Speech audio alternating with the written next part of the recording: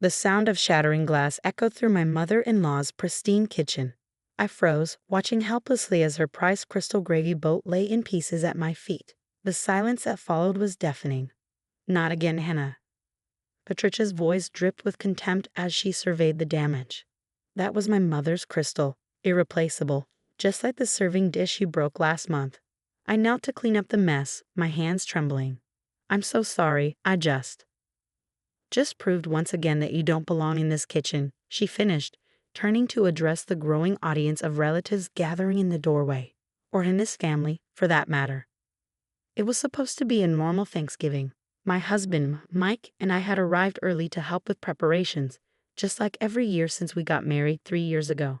And just like every year, his mother, Patricia, had found ways to remind me that I wasn't good enough for her precious son. "Mom, it was an accident," Mike called from the dining room, where he was setting the table. "We'll replace it." Patricia's perfectly manicured hand waved dismissively. "Oh, honey, some things can't be replaced, just like some skills can't be taught, apparently." I bit my lip, continuing to pick up the pieces of broken crystal. 3 years of snide comments, backhanded compliments, and not-so-subtle jabs about my cooking, my housekeeping, my career. You'd think I'd be used to it by now. But each barb still found its mark with surgical precision. The doorbell rang, announcing more arrivals. Soon the house was filled with the chaos of extended family, aunts, uncles, cousins, all carrying dishes and hugging and talking over each other. I stayed in the kitchen, trying to make myself useful without breaking anything else. "Anna, dear," Patricia's voice carried across the kitchen, sickeningly sweet. "Why don't you let Maria handle the turkey? We wouldn't want another incident like last year." Maria, my sister-in-law, smirked as she took over, her diamond rings flashing under the kitchen lights. Last year's incident had been a slightly overcooked turkey, not edible, just not up to Patricia's exacting standards. But the way they talked about it, you'd think I'd serve the family raw chicken. "I can help with something else," I offered, hating how small my voice sounded.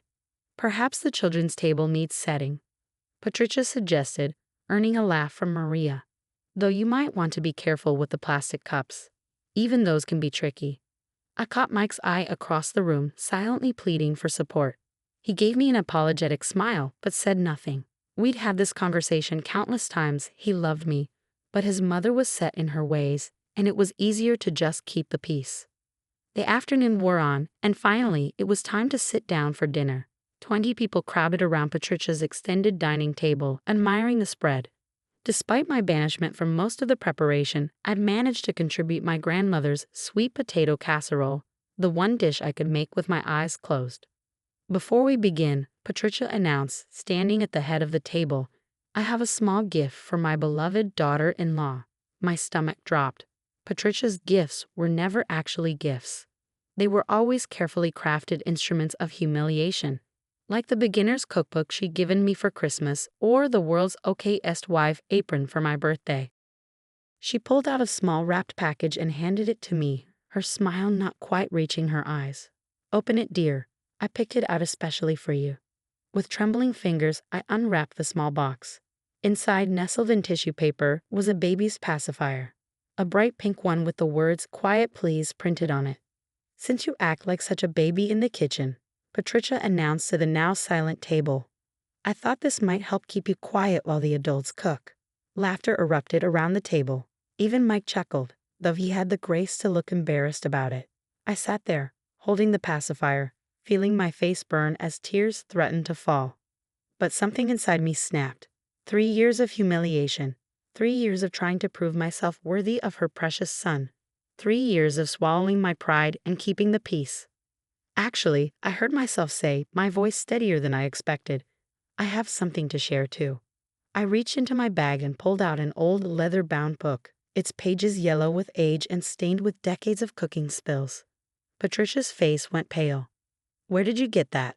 she whispered, all traces of humor gone from her voice. "Remember last month when you sent me to the attic to get the fall decorations?" I asked, running my hand over the worn cover. "I found this behind some old boxes, your grandmother's original cookbook." "That's private," Patricia snapped, reaching for the book, but I held it away. "Private? Like this inscription on the first page?" I opened the book carefully. "To my dearest Patricia, May these family recipes serve you well in your new marriage. Though remember, dear, they're not actually ours." The table had gone completely silent. Patricia's face had lost all color, and Maria had stopped mid-bite, her fork hovering in the air. "You see," I continued, my voice growing stronger with each word, "I did some research. Every single secret family recipe that you've lorded over me for the past 3 years. They're all from a 1950s Good Housekeeping magazine. Your grandmother copied them word for word." Mike leaned forward. "Mom, is that true?" Patricia's hands were shaking now. "Anna, please." "Please what? Keep quiet about it? Like I've kept quiet about everything else?" I stood up, still holding the cookbook. "Maybe we should take a look at some of these treasured family recipes together." Patricia lunged across the table, her perfectly manicured hands grasping at air as I stepped back, keeping the cookbook safely out of reach.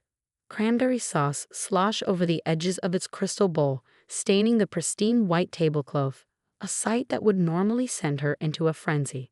But right now, her eyes were fixed solely on the worn leather book in my hands. "Let's start with your famous honey-glazed carrots," I said, flipping through the yellowed pages. "The ones you claimed came from your great-great-grandmother in the old country." Page 47 of Good Housekeeping, December 1954. "Anna, that's enough." Patricia's voice had lost its usual sharp edge, replaced by something that sounded almost like fear. But I wasn't finished, not after years of enduring her culinary tyranny.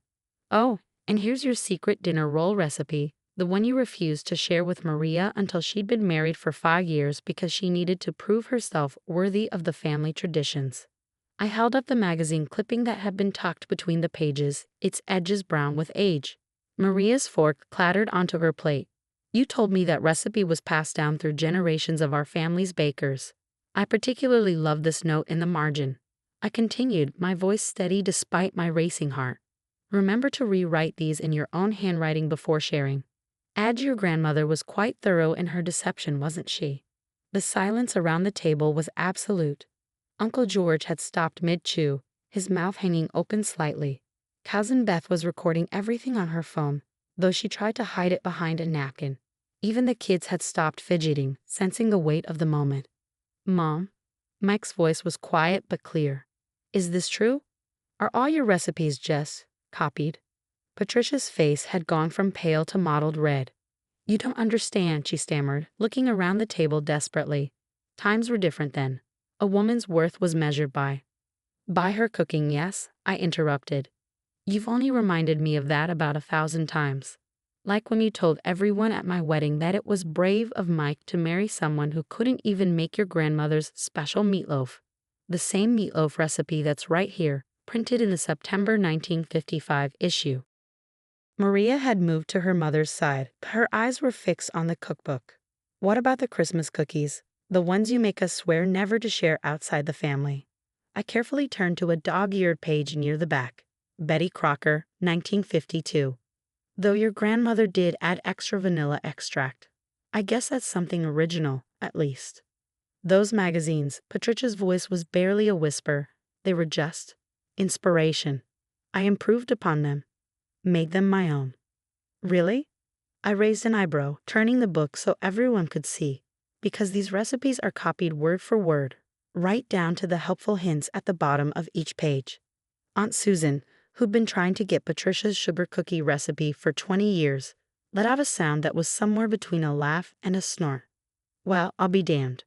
You had no right," Patricia suddenly exploded, her composure finally shattering completely. "Going through my private things, exposing family secrets."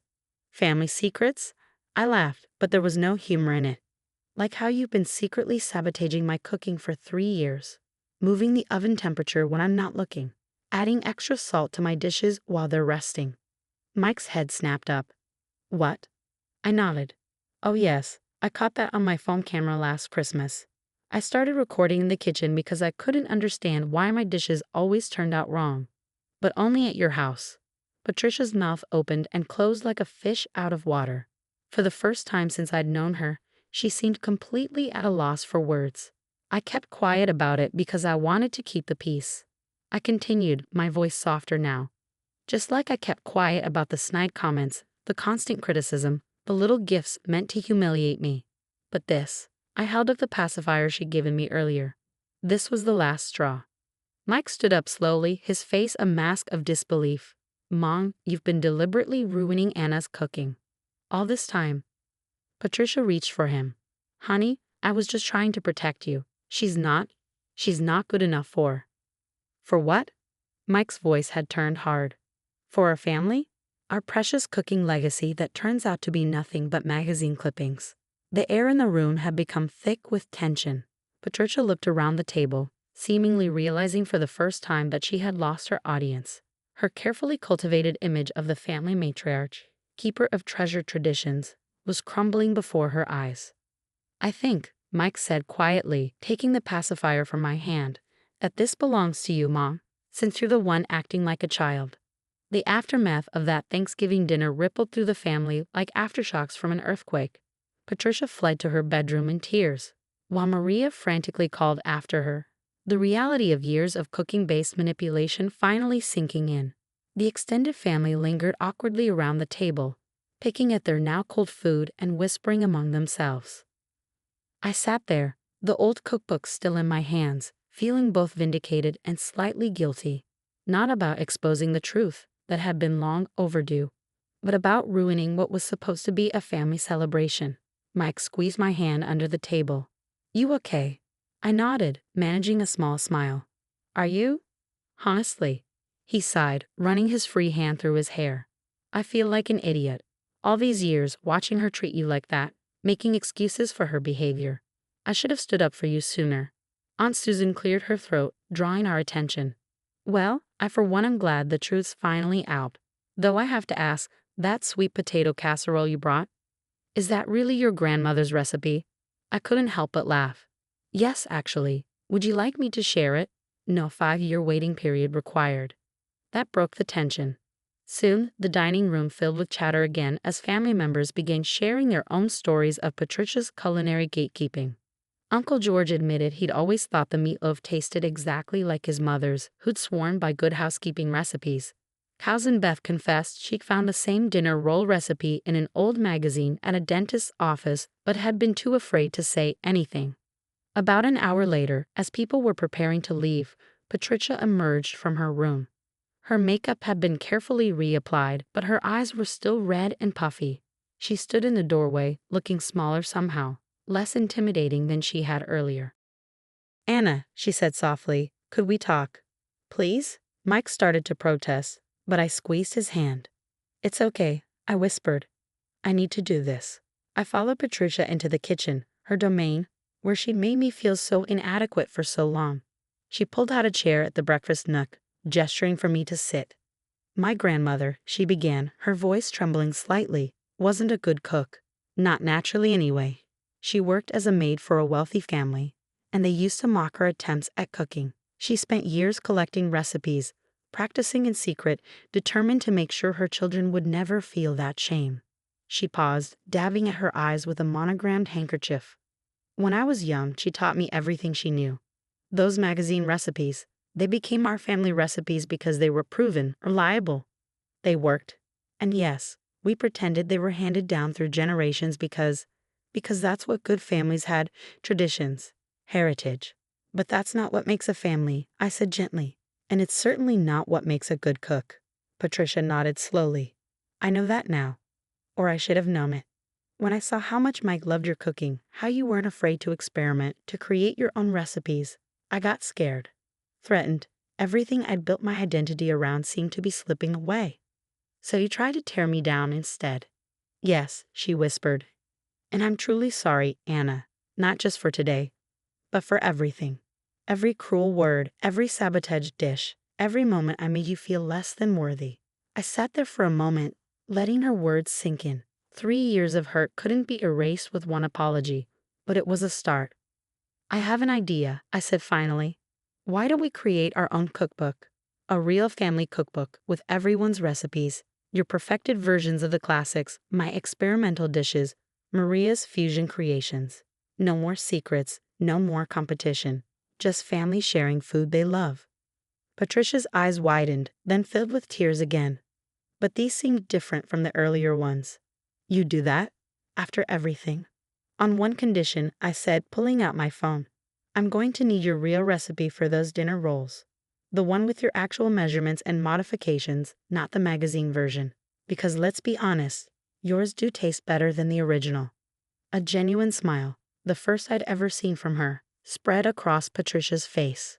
The secret is browning the butter first, she confessed, and adding a pinch of cardamom. That Christmas, every family member received a beautiful hand-bound cookbook titled The Thompson Family Table. Real recipes, real stories, real love. Inside was a collection of recipes from everyone in the family, each accompanied by a personal story or memory. Patricia's recipes now proudly credited their origins while noting her own improvements. My experimental dishes sat alongside traditional favorites. And on the first page was a new inscription, written in both Patricia's elegant script and my messier handwriting. To our family, may these recipes remind us that tradition isn't about perfection or pretense, but about the love we share through food. All are welcome at this table. The Pacifier? We bronzed it and turned it into a trophy for our new annual family cooking competition, awarded to the most innovative dish that completely breaks with tradition. Somehow, it seemed fitting.